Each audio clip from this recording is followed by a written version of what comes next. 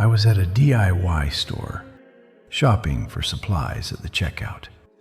In front of me stood a couple with a 3-year-old child who was crying and crying and crying and crying.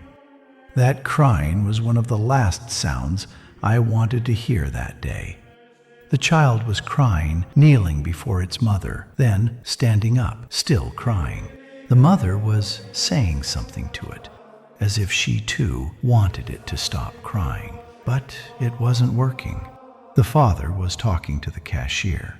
I stood there, watching it all impassively. After a few minutes, the child turned and looked into my eyes.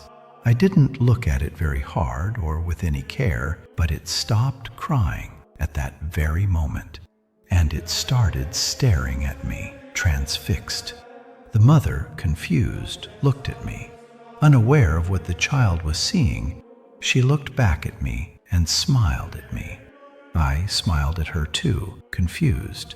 At that moment, the father finished. They started walking away, and the child cried in the same key as before. What does this tell me? Often, even when we don't care about someone and we feel hopeless ourselves, the mere presence of the one living within us has a positive influence on what's happening around us. Nothing needs to be said, that's all.